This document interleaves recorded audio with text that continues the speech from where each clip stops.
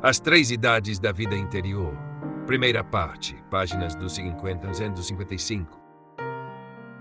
Fundamentos da eficácia da oração. As fontes dos rios geralmente se encontram em lugares elevados. A água que desce do céu e aquela que flui com o derretimento das neves contribuem para engrossar suas correntes. No princípio, o rio não passa de uma corrente que desce das montanhas antes de fertilizar os vales e desaguar no mar. Eis aqui uma imagem que nos ajuda a compreender a elevação dos fundamentos da eficácia da oração. Muitas vezes, acreditamos que a oração é uma força ou energia cujo principal fundamento somos nós mesmos e que, por meio dela, buscamos inclinar a vontade de Deus, como se o fizéssemos pela persuasão. E, logicamente, encontramos uma dificuldade que os deístas dos séculos X e XIX frequentemente expressaram. Nenhum ser humano é capaz de mover ou inclinar a vontade de Deus. Ele é, sem dúvida, a própria bondade, que deseja apenas se dar e se entregar. É a própria misericórdia, sempre pronta para ajudar aquele que sofre. No entanto, Deus é também o ser absolutamente imutável. A vontade divina, desde toda a eternidade, é tão inabalável quanto misericordiosa. Ninguém pode vangloriar-se de ter feito Deus ver qualquer questão com maior clareza ou mudar sua vontade. Eu sou o Senhor e não mudo. Pelos decretos da providência, o curso das coisas foi estabelecido com firmeza e suavidade desde o princípio. Devemos concluir, então, como fazem os fatalistas, que a oração não possui valor algum. Que oremos ou não, o que tiver de acontecer ocorrerá necessariamente. As palavras do Evangelho permanecem inabaláveis. Pedi e recebereis, buscai e encontrareis, batei e vos será aberto. Mateus 7. De fato, a oração não é uma força cujo princípio fundamental está em nós. Tampouco é um esforço da alma humana para forçar Deus e obrigá-lo a mudar seus decretos providenciais. Se às vezes nos referimos a ela nesse sentido, é lícito dar a tais expressões apenas um significado metafórico, enxergando nelas uma maneira humana de se expressar. Na realidade, a vontade de Deus é absolutamente imutável. Contudo, é precisamente essa suprema imutabilidade que é o fundamento e a fonte da infalível eficácia da oração. Notas explicativas. 1. Deísmo dos séculos XVIII e XIX. O deísmo era uma corrente de pensamento que defendia a existência de um Deus criador que, após originar o universo, não interferiria diretamente nos eventos do mundo. De acordo com essa perspectiva, Deus teria criado leis naturais que governariam tudo, questionando assim a eficácia da oração e qualquer intervenção divina direta nos assuntos humanos. 2. Providência divina. Refere-se à ideia de que Deus administra e sustenta o universo com sabedoria e bondade, guiando os acontecimentos com um propósito e respeitando o livre-arbítrio humano. Na teologia cristã, essa crença sustenta que tudo o que ocorre faz parte de um plano divino, orientado para o bem maior. 3. Fatalismo. O fatalismo é a crença de que todos os eventos são inevitáveis e predeterminados, o que poderia tornar o livre-arbítrio e, consequentemente, a oração sem efeito. No entanto, o autor deste texto adota uma perspectiva cristã que confere valor à oração, sugerindo que, embora Deus tenha uma vontade imutável, ele ouve e acolhe as preces dos fiéis. Referências bíblicas. Eu sou o Senhor e não mudo. Malaquias 3:6.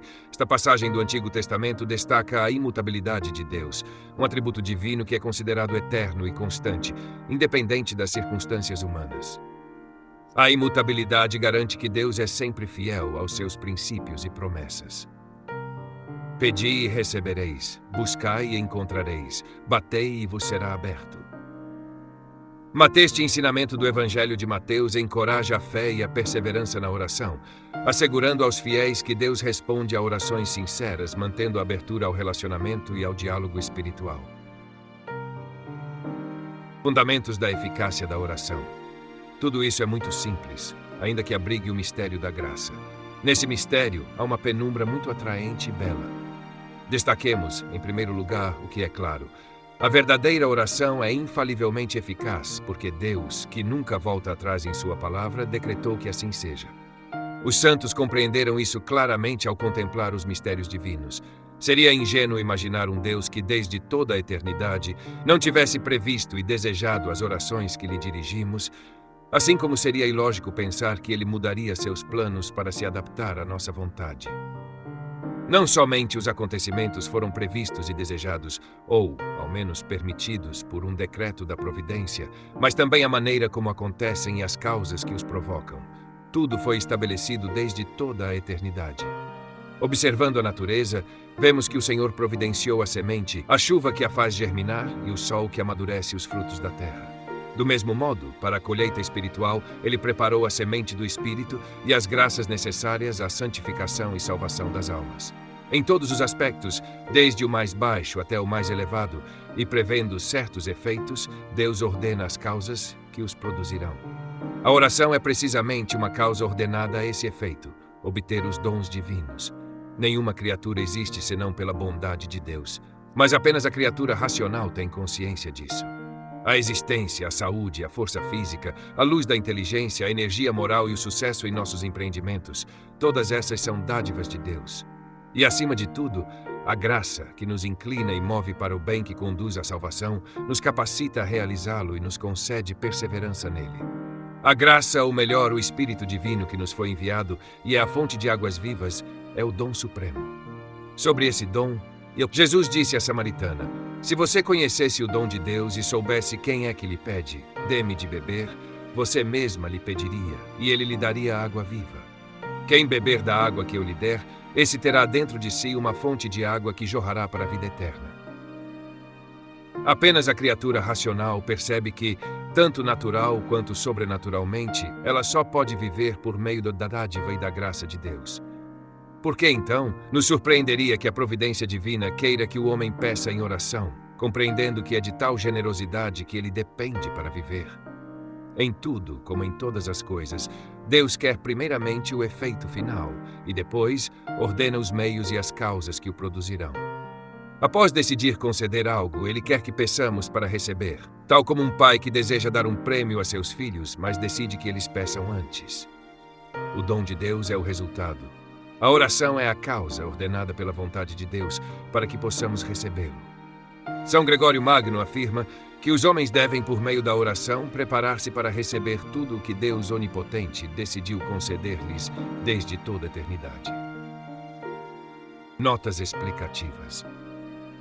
Mistério da graça refere-se ao conceito cristão de que a graça é um dom divino, invisível e misterioso, mas essencial para a salvação e a santificação.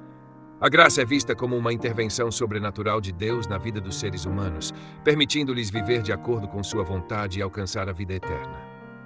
2. Providência divina.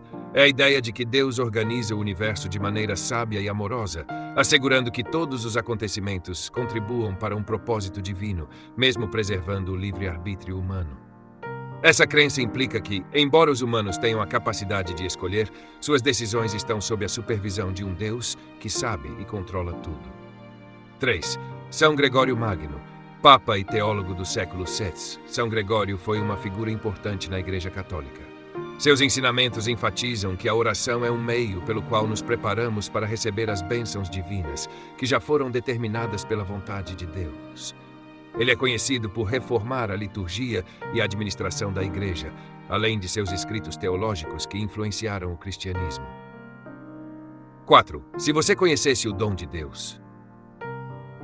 Nesta passagem, Jesus se dirige à mulher samaritana, revelando que ele é a fonte da água viva, uma metáfora para a vida eterna e a graça que ele oferece àqueles que o seguem.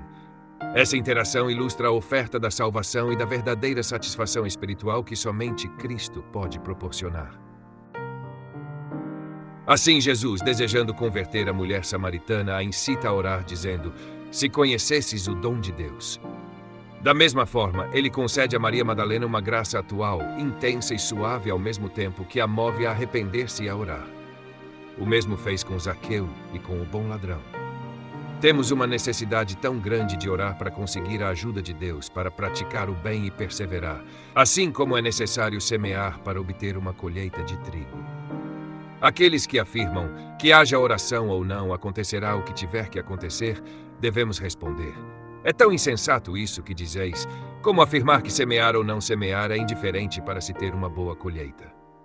A providência divina abrange não apenas os resultados, mas também os meios a serem utilizados. Além disso, difere do fatalismo, pois respeita e preserva a liberdade humana. Através de uma graça tão suave quanto eficaz, fortiter et suaviter, fortemente e suavemente. É imprescindível a graça atual para orar, e essa graça é oferecida a todos, ficando privados dela apenas aqueles que a rejeitam. A oração, portanto, é necessária para obter a ajuda divina, da mesma forma que a colheita pressupõe o ato de semear. Além disso, se a melhor semente, ao não encontrar condições favoráveis, se perde, a verdadeira oração, humilde e confiante, pela qual pedimos o que é necessário para a salvação, jamais se perde. Sempre é ouvida no sentido de que nos concede a graça de continuar orando.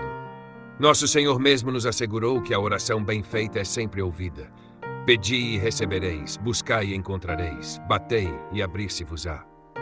Entre vós, se um filho pedir pão ao pai, acaso ele lhe dará uma pedra? Ou se pedir um peixe, acaso lhe dará em lugar de um peixe uma serpente? E aos apóstolos ele diz: em verdade vos digo, que tudo o que pedirdes ao Pai em meu nome, ele vos concederá. Até agora nada pedistes em meu nome. As almas de oração devem viver, mais do que as outras, segundo essa doutrina, que é elementar para todo cristão. Somente vivendo-a é que se pode compreender sua profundidade. Tenhamos plena confiança na eficácia da oração. Esta não é uma força humana que encontre seu princípio em nós. A fonte de sua eficácia está em Deus e nos infinitos méritos do Salvador. A oração desce de um eterno decreto de amor e se eleva até a divina misericórdia, como um jato de água que sobe até a altura do reservatório. Quando oramos, não se trata de persuadir a Deus ou de incliná-lo a mudar as disposições de sua providência. Trata-se unicamente de elevar nossa vontade até a de Ele, para querer com Ele, no tempo, o que Ele decidiu nos conceder desde toda a eternidade. A oração, longe de pretender fazer o Altíssimo descer até nós, é uma elevação da alma até Deus, como afirmam os santos padres. Quando oramos e somos ouvidos, parece que a vontade de Deus se inclina para nós. Mas não é assim. É a nossa vontade que se eleva e se eleva. Ocorre que começamos a querer no tempo aquilo que Deus já queria nos conceder desde toda a eternidade. Dessa forma, longe de se opor ao governo divino, a oração coopera com ele. E somos assim dois que desejam a mesma coisa. E quando, após termos orado muito, por exemplo, para obter uma conversão, acabamos por ser ouvidos, podemos dizer: Deus é indubitavelmente quem converteu essa alma, mas dignou-se a me associar a Ele. E desde toda a eternidade decidira fazer-me orar para que essa graça fosse concedida. Assim, cooperamos para a nossa salvação, ao pedir a nosso favor as graças necessárias para alcançá-la. E entre essas graças há algumas, como a perseverança, que não podem ser merecidas, mas que, não obstante, se obtêm pela oração humilde, confiante e perseverante. Da mesma forma, a graça eficaz que preserva do pecado mortal e nos mantém em estado de graça nunca é merecida, pois isso equivaleria a merecer o próprio princípio do mérito, o estado contínuo de graça. Mas é possível obtê-la por meio da oração. Até mesmo a graça atual e eficaz de contemplação amorosa, embora não possa ser merecida condignamente, é obtida não obstante pela oração. Por isso desejei a inteligência e me foi concedida, e invoquei o espírito de sabedoria e me foi dado.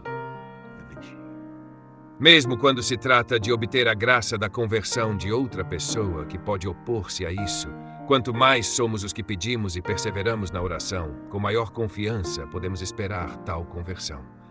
A oração, portanto, coopera grandemente no governo divino. Notas explicativas. 1. Samaritana e Maria Madalena. Estas figuras são personagens bíblicas que representam a transformação pela fé e a misericórdia de Deus. Zaqueu, um coletor de impostos que se converte ao ouvir a mensagem de Jesus, simbolizando a capacidade de mudança. 3. Graça atual. Refere-se à assistência divina que capacita a pessoa a realizar ações que levam à salvação. 4. Fortiter et suaviter. Uma expressão que indica que a graça divina é poderosa, mas também gentil. 5. Providência. O conceito de que Deus cuida e guia o universo de acordo com sua vontade. Quais são as principais coisas que devemos pedir? Acabamos de considerar qual é o princípio fundamental da eficácia da oração. Agora, vamos refletir sobre a razão pela qual Deus a estabeleceu e quais coisas podemos alcançar através dela. O propósito para o qual a providência ordenou a oração como um meio é a obtenção dos dons de Deus necessários para a santificação e a salvação. A oração ocupa um lugar essencial na vida das almas, assim como o calor e a eletricidade têm seu lugar no mundo físico. O objetivo da vida da alma é a vida eterna, e os bens que nos conduzem a ela podem ser classificados em duas categorias: os bens espirituais, que nos levam diretamente à vida eterna, e os bens temporais, que podem ser úteis à salvação de maneira indireta, desde que estejam subordinados aos primeiros. Os bens espirituais incluem a graça habitual e atual, as virtudes, os 7 dons do Espírito Santo e os méritos, que são o fruto das virtudes e dos dons. Como mencionamos anteriormente, a oração humilde, confiante e perseverante é extremamente poderosa para que o pecador alcance a graça da conversão e para que o justo obtenha a graça atual que o ajude a perseverar no cumprimento de suas obrigações. A oração feita com essas disposições é capaz de nos proporcionar uma fé mais viva, uma esperança mais firme, uma caridade mais ardente e uma maior fidelidade à nossa vocação. A primeira coisa que devemos pedir, como nos ensina o Pai Nosso, é que o nome de Deus seja santificado e glorificado por uma fé resplandecente, que venha o seu reino, que é o objeto da nossa esperança, que se faça a sua vontade e que seja cumprida com amor, por meio de uma caridade cada vez mais pura e fervorosa. Notas explicativas. Providência. Refere-se ao cuidado e à ordem que Deus exerce sobre o mundo e suas criaturas, garantindo que tudo siga um propósito divino. Graça. É a ajuda que Deus concede aos seres humanos para que possam viver de acordo com sua vontade. A graça habitual é um estado permanente que nos torna capazes de agir conforme Deus deseja, enquanto a graça atual é um auxílio temporário que nos ajuda em momentos específicos. 3. Dons do Espírito Santo. São 7: sabedoria, entendimento, conselho, fortaleza, ciência, piedade e temor de Deus. Eles são considerados habilidades que ajudam os fiéis a viverem de forma mais plena sua fé. 4. Pai Nosso. Oração ensinada por Jesus Cristo, que é uma das mais importantes na tradição cristã. Ela contém petições fundamentais que refletem a relação entre os fiéis e Deus. A oração e suas graças. A oração também é suficiente e poderosa para que obtenhamos o pão de cada dia, na medida em que ele seja útil e necessário para a nossa salvação, bem como o pão supersubstancial da Eucaristia e as disposições adequadas para recebê-lo com dignidade. Por meio da oração, alcançamos igualmente o perdão dos pecados e somos levados a perdoar o próximo. Ela nos preserva da tentação e nos concede a graça para triunfar sobre todas elas. Contudo, para alcançar essas graças, é necessário que a oração tenha certas condições. Ela precisa ser sincera, humilde e confiante, pois é dirigida à infinita bondade de Deus, de quem jamais devemos duvidar. Além disso, a oração deve ser perseverante, uma verdadeira expressão do desejo profundo do nosso coração. Assim foi a oração da mulher cananeia, a qual o Salvador disse: Mulher, grande é a tua fé, que se faça conforme o teu pedido. Mateus 15, 28. Ainda que o Senhor nos deixe enfrentando grandes dificuldades, das quais lhe pedimos para nos livrar, não devemos pensar que ele não nos ouviu. O simples fato de continuarmos suplicando é uma prova de que o Altíssimo está ao nosso lado, pois sem uma nova graça que nos fortaleça, não perseveraríamos em nossa oração. Ele permite que enfrentemos tais dificuldades para que a resistência de nossa alma seja fortalecida. Deseja mostrar-nos que a luta nos beneficia e que, como revelou a São Paulo em circunstâncias semelhantes, minha graça te basta, pois o meu poder se aperfeiçoa na fraqueza. 2 Coríntios 12. Notas explicativas. Pão supersubstancial da Eucaristia. Refere-se ao pão consagrado na Eucaristia, entendido na tradição cristã como o corpo de Cristo, o alimento espiritual que sustenta a alma. 2. Mulher cananeia. Na Bíblia, a mulher cananeia se aproxima de Jesus em busca de cura para sua filha. Jesus reconhece a profundidade da fé dela, que persiste mesmo diante de obstáculos, concedendo-lhe o pedido como recompensa pela fé demonstrada. 3. Minha graça te basta, Coríntios 12, 9. Nesta passagem, o apóstolo Paulo narra que, ao pedir que Deus o livrasse de uma dor ou fraqueza específica, recebeu a resposta de que a graça divina era suficiente para sustentá-lo, mesmo em sua fragilidade. Essa resposta é vista como um convite para que Paulo reconheça a força de Deus atuando em sua própria fraqueza. A perfeição da força na fraqueza. Minha força se aperfeiçoa na fraqueza. Coríntios 12. Essa verdade se torna especialmente evidente na purificação passiva dos sentidos e do espírito, que pode ser uma verdadeira tempestade espiritual. Durante essa experiência, a alma se vê na necessidade absoluta de pedir continuamente a graça eficaz, a única que a impede de desfalecer.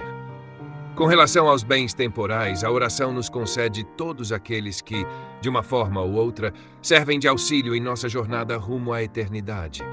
O pão de cada dia, a saúde, a força e a prosperidade em nossos empreendimentos. A oração pode alcançar todas essas coisas, desde que, antes de qualquer outra coisa, busquemos amar a Deus cada vez mais. Busquem primeiro o reino de Deus, e todas essas coisas serão acrescentadas a vocês. Se porventura não obtemos esses bens temporais, é porque eles não são úteis para nossa salvação. Mas, se a oração é feita corretamente, alcançamos em troca uma graça superior. O Senhor está perto de todos os que o invocam, de todos os que o invocam de verdade. A oração de súplica, sempre que é verdadeiramente uma elevação da alma a Deus, prepara o coração para uma união mais íntima de adoração, reparação, ação de graças e comunhão. A oração litúrgica. Um dos meios mais poderosos de se unir a Deus é a salmodia, que nas ordens religiosas está associada à Santa Missa. A missa é a mais elevada oração de Jesus Cristo, destinada a continuar até o fim dos tempos, enquanto for oferecida pelo ministério de seus sacerdotes. Nela, o coração sacerdotal e eucarístico de Cristo se eleva no ato divino de amor e oferta, cujo valor é infinito como adoração, reparação, súplica e ação de graças. A salmodia do ofício divino é a oração mais elevada da Igreja, a esposa de Cristo. Uma oração que dia e noite sobe ao céu e nunca deve cessar na terra, assim como a Santa Missa. Notas explicativas. 1. Purificação passiva dos sentidos e do espírito. Refere-se a um estágio avançado na vida espiritual, onde a alma passa por provações e noites escuras que purificam profundamente seu apego a bens materiais e a confortos espirituais. Esse processo é descrito por místicos como São João da Cruz. 2. Graça eficaz. Na teologia cristã, refere-se à graça que não só convida, mas também concede à alma a força necessária para perseverar, especialmente em momentos de tribulação. 3. Salmodia e ofício divino. A salmodia é o cântico ou recitação dos salmos que faz parte do ofício divino, as orações oficiais da Igreja Católica, especialmente em ordens religiosas. Ato teândrico de amor e oblação. Teândrico é uma palavra que significa divino e humano. Esse termo refere-se ao sacrifício de Cristo na missa, que combina perfeitamente sua natureza divina e humana. A salmodia como escola de contemplação e santidade. A salmodia deve ser, para todos aqueles que têm a honra de participar dela, uma escola admirável de contemplação, de entrega de si mesmo e de santidade. No entanto, para que produza frutos tão maravilhosos, a salmodia deve preservar aquilo que constitui sua essência. Não apenas uma estrutura bem organizada, mas também uma alma viva. Se deixa de ser a grande oração contemplativa, pouco a pouco perde seu espírito. E, ao invés de ser um impulso e elevação a Deus, um refúgio espiritual, transforma-se rapidamente em um peso, algo fatigante, de fruto escasso.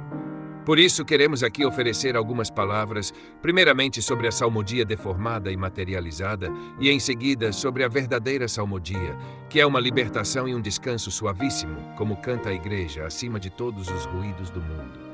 A salmodia deformada. A salmodia deformada é um corpo sem alma. Geralmente, é recitada de forma apressada, como se essa pressa, que, segundo São Francisco de Sales, é a morte da devoção, pudesse substituir uma vida de oração profunda e verdadeira. As palavras do ofício, quando pronunciadas assim, são mal articuladas, sem ritmo nem cadência. As antífonas, que frequentemente são de grande beleza, perdem seu sentido e se tornam incompreensíveis, e mais ainda os hinos. As leituras, sem as pausas adequadas, são lidas como se fossem textos indiferentes ou até enfadonhos, quando na verdade trazem os esplendores da divina sabedoria ou os belos exemplos das vidas dos santos. Essa pressa tenta ganhar tempo, minutos que provavelmente serão gastos em futilidades, enquanto na verdade o que se perde é o melhor do tempo concedido por Deus. Notas explicativas. 1. Salmodia. Trata-se do canto ou recitação dos salmos, especialmente no contexto da oração litúrgica, como o ofício divino. Na tradição católica, a salmodia é considerada uma forma de louvor contínuo e participação na oração da Igreja. 2. São Francisco de Sales, santo católico e doutor da Igreja, conhecido por sua espiritualidade centrada na paz e na devoção autêntica. A frase "a pressa é a morte da devoção" resume sua visão de que verdadeira oração deve ser feita com calma e concentração, não com afobação. 3. Antífonas e hinos. Antífonas são breves passagens cantadas antes e depois dos salmos e cânticos litúrgicos. Os hinos são composições poéticas de louvor, usadas também na liturgia, com significado e beleza espiritual importantes. 4. Ofício divino, também chamado de liturgia das horas, é um conjunto de orações diárias que forma a oração oficial da Igreja Católica, particularmente em mosteiros e ordens religiosas. A natureza da oração e a salmodia autêntica. O padre de Condren dizia: se um senhor falasse com seu servo da mesma forma que muitos falam com Deus, este servo pensaria que seu senhor havia perdido a razão. Assim, a salmodia mencionada aqui torna-se mecânica, desprovida de vida e de unidade. Como em um corpo sem alma, suas partes já não estão unidas vitalmente, apenas dispostas lado a lado, como palavras que se seguem umas às outras, sem sentido profundo. Dessa maneira, não se penetra no significado verdadeiro dos salmos, e aquele que tentar meditar em seu espírito encontrará uma dificuldade considerável, um verdadeiro obstáculo para a oração sincera. Será que essa salmodia ainda eleva a alma a Deus? Talvez, mas certamente é uma elevação forçada, semelhante ao movimento de uma pedra lançada ao ar, que logo tende a cair novamente. A oração autêntica, ao contrário, deveria elevar-se como uma chama, subindo espontaneamente ao céu. Remédios para uma salmodia sem vida. Que remédios poderiam corrigir este problema? Primeiramente, o seguimento das regras da salmodia. Contudo, este é um remédio insuficiente se aplicado sozinho, pois o problema é mais profundo e exige um retorno às suas raízes. De fato, há um único remédio verdadeiramente eficaz que permitiria o uso adequado dos demais: recuperar o espírito de oração. Assim como, para restaurar as funções de um corpo sem vida, é necessário antes devolver-lhe a própria vida. A salmodia deformada revela que, para uma alma sem vida íntima de oração, a recitação do ofício divino se transforma em algo puramente material, um culto apenas exterior. Notas explicativas. O padre francês Charles de Condren, um grande influente no pensamento espírita do seu tempo, defendia a necessidade de uma oração autêntica, que parte da reverência e do verdadeiro desejo de comunhão com Deus. 2. Salmodia. Refere-se ao cântico ou recitação dos salmos, especialmente no ofício divino. Na liturgia, a salmodia é considerada uma oração profunda, que deve expressar o louvor e a meditação, e não apenas o cumprimento de uma regra. 3. Ofício divino. Também chamado de liturgia das horas, é a oração oficial diária da Igreja Católica, composta principalmente de salmos, leituras e hinos. 4. Vida íntima de oração, expressão para uma espiritualidade enraizada na devoção sincera e pessoal, onde a oração é uma prática contínua e profunda. A distração e a perda do espírito na oração litúrgica. Essa alma, por não ter o hábito do recolhimento, frequentemente se vê invadida por pensamentos alheios ao sublime ofício. Suas ocupações, estudos e pequenos afazeres vêm constantemente à mente, assim como, às vezes, pensamentos completamente vãos. Embora aqueles que levam uma vida interior também enfrentem distrações, na alma que negligencia o recolhimento, tais distrações tornam-se uma condição habitual. E essas distrações não se limitam à imaginação, mas invadem também as faculdades superiores.